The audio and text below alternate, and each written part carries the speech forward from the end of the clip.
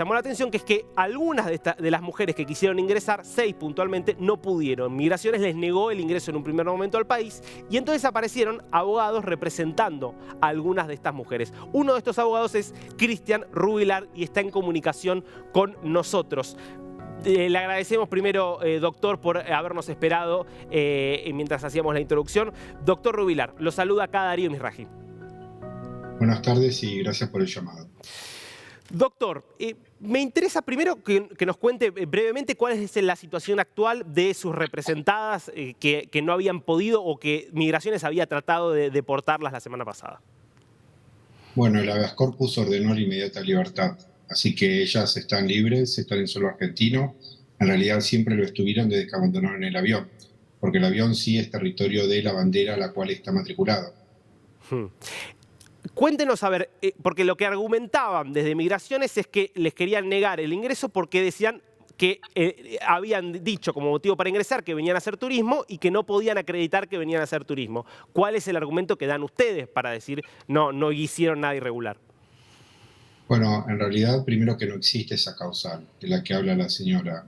Y tampoco había una declaración jurada formal que proviniera de un acto administrativo, de un decreto, sino que había un papelito impreso en computadora, y eso no le da el carácter oficial, donde había solamente preguntas que solo admitían tener familiar argentino o el turismo. Y aparte, sin la posibilidad de que estas personas pudieran alegar otra causal, porque vamos a hacer un ejercicio muy breve para que usted entienda cómo funciona. Supongamos que usted es la mujer embarazada que llega acá y quiere alegar que está escapando de la guerra. Y yo le voy a hacer unas preguntas muy sencillas, ¿sí? ¿Usted qué me responde? No sé ruso, así que no le podría Estamos, contestar esa pregunta. efectivamente, eso es exactamente lo que les pasó a ellas. Sin embargo, imagínese que yo diga, no me contestó las preguntas, entonces es una falsa turista y lo vamos a reportar y lo mandamos de vuelta al país del que usted acaba de escapar. Con lo cual, claramente hubo toda una serie de irregularidades que hicieron que uno de los jueces más restrictivos con los que yo tengo que lidiar en la práctica profesional, que me dice que no 9 de cada 10 veces, y la Sala 1 de la Cámara Federal de La Plata, que por lejos es la segunda o la primera sala más restrictiva de todo el país, me hicieron lugar al habeas corpus. Y lo que dijeron es que Migraciones tenía que aplicar la ley. No dijeron nada más, nada sofisticado, porque no estaban aplicando la ley. Estaban aplicando un memo interno como el que a veces se pasa, tal vez en el canal, que dice el viernes es día callo, pueden venir sin corbata. Y con eso no pueden arrestar a una persona. Doctor, ¿cómo llegó usted a representar a estas mujeres? Yo estaba por salir para tribunales, ya era cerca, no tribunales, sino reuniones, eran cerca de la 1 de la tarde y me empiezan a llegar mensajes desesperados de gente que las conocía. Entonces yo empiezo a contestarlo y a la vez me empiezan a llevar mensajes de otros abogados, porque la realidad es que contactaron a todos los abogados que pudieron a la vez. Entonces yo lo que hice fue, coordiné con los demás abogados que me encargaba yo, porque ya había presentado un habeas corpus la semana anterior, entonces ya lo tenía escrito, porque los habeas corpus lo más importante es la velocidad. Entonces le cambié el nombre, lo presenté y después hablé con esta persona y le dije, mira, habla con todos los demás abogados y decirle que cancelen, porque yo ya tomé tu caso, te voy a cobrar tanto dinero, que eso se lo pedí porque ante esta situación yo no quería que me hagan trabajar al Pepe, no porque tuviera intenciones de cobrar, sino de hacer valer mi trabajo. Después, cuando hablé con ella, le expliqué esto y le dije que no tenía que pagarme nada. Y así fue como yo llegué al primer caso. Después, como esto tuvo mucha repercusión pública, a los dos casos posteriores me contactaron directamente estas personas cuando les estaban rechazando en frontera, o mejor dicho, no las estaban dejando salir del aeropuerto. Ahora, doctor, ¿cómo llegan estas mujeres que no saben una palabra de español a moverse tan rápidamente para tener contactos que les pueden llevar tan rápidamente a un abogado que está en condiciones de presentar un habeas corpus? No fue nada rápido. Estas personas estaban desde la madrugada y a mí me contactaron 8 horas después. De rápido eso no tuvo nada. Bueno, De hecho, 8 horas en un casi... país desconocido del que se desconoce el No, idioma pero para conseguir un hoy en abogado. Creo día, que yo con mis recursos no no, sé si podría conseguirlo en hoy Rusia. en día eso alcanza y sobra, es mucho tiempo. Con las segundas chicas fue muchísimo más rápido porque, bueno, ya estaban al tanto de quién era yo y encontrarme no es tan difícil. Ujú. Y estas personas que hacen como intermediarias, usted dice gente que conocían a las mujeres y que los llaman a usted, ¿no tienen nada que ver con estas agencias que de alguna manera organizan estos paquetes turísticos? No, se acreditó en el habeas corpus que justamente eh, la doctora Cariñano, al ponerse a tomar justicia por mano propia, creó el reino del revés, porque arrestó a las únicas personas que justamente no habían con seguridad tenido ninguna relación con estas redes de tráfico por la sencilla razón de que no lo pueden pagar.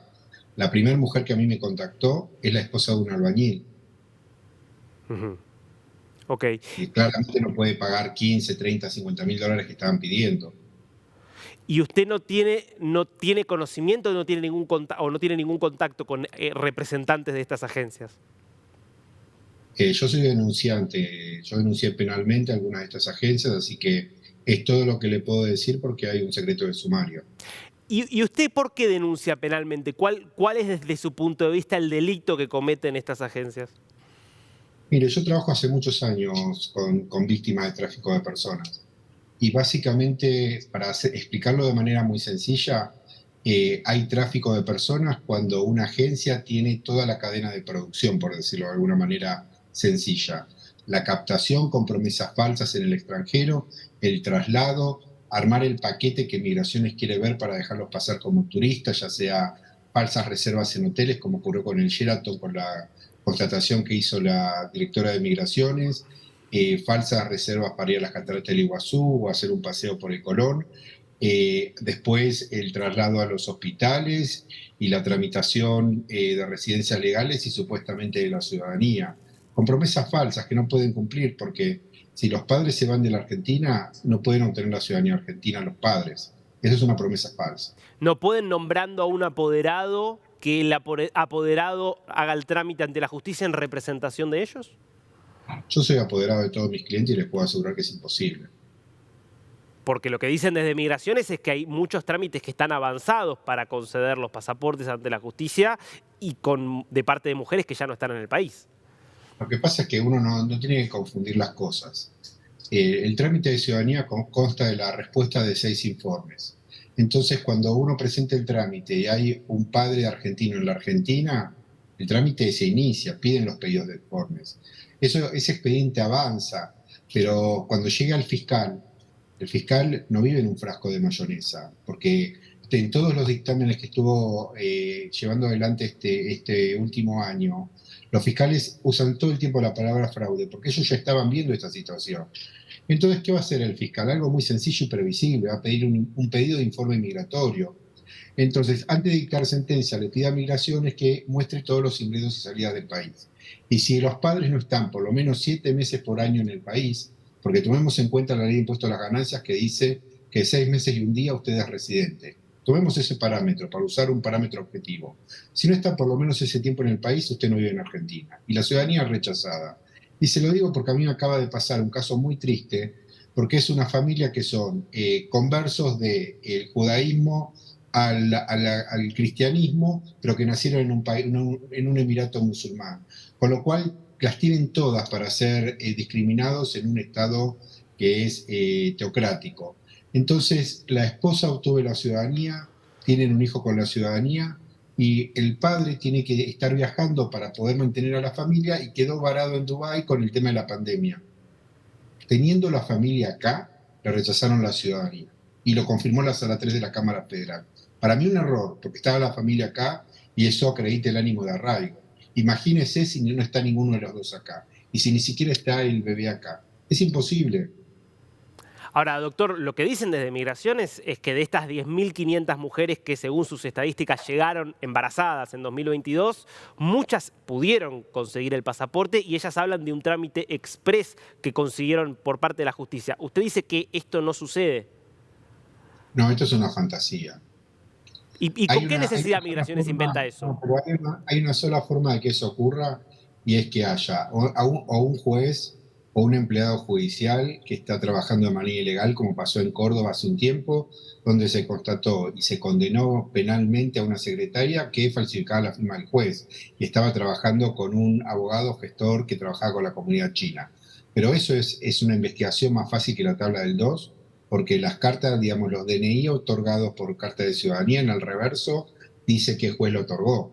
Entonces, en Córdoba, con 2 firmas, se cancelaron 600 ciudadanías obtenidas por fraude. Entonces, yo no creo que esto sea cierto por otro motivo más. Yo no he visto a los gestores de estas supuestas organizaciones trabajando en los tribunales. Y somos pocos y nos conocemos mucho. Sí he visto un florecimiento de un montón de oportunistas menores, pero no a estos que están acusando ahora en particular. Y lo que yo tampoco he visto es que haya crecido exponencialmente el número de los expedientes. Porque cuando a mí me sortean un caso, dice promedio que hay 22.000 casos por año. Y tendría que haber habido 28.000 el año pasado y eso no ocurrió. Entonces, a mí no me queda tan claro que los hechos sean realmente como dicen. Habría que ver cuando avancen las investigaciones qué es lo que realmente surge. Recordamos a nuestra audiencia que estamos hablando con usted, con el doctor Rubiar, que es uno de los abogados de una de las embarazadas rusas que les habían tratado de negar el ingreso a la Argentina la semana pasada. Doctor, pero entonces usted, si cree que esto no está pasando, ¿por qué Migraciones entonces hace este planteo? Mire, cuando fue el decreto 70-2017, Migraciones trató de justificarlo con un aumento exponencial de la criminalidad extranjera. Y por supuesto, todo el mundo estuvo de acuerdo. Sin embargo, cuando esas mismas estadísticas que alegaba Migraciones las analizó la Sala 2 de la Cámara Federal de la Capital Federal, porque yo pedí la inconstitucionalidad, se demostró que había sido al revés, que la criminalidad de extranjeros había bajado, no subido. Entonces, discúlpeme si yo soy muy desconfiado de la información de Migraciones, porque cada vez que yo presento una denuncia por tráfico de personas en un juzgado federal, Migraciones trata de deportar a mis clientes en lugar de documentarlo. Y hace muy poquito tiempo atrás, un ex jefe de Migraciones fue arrestado por estar trabajando con la mafia china en el tráfico de migrantes. Entonces, si ustedes quieren investigar seriamente lo que está pasando, hay que investigar a Migraciones.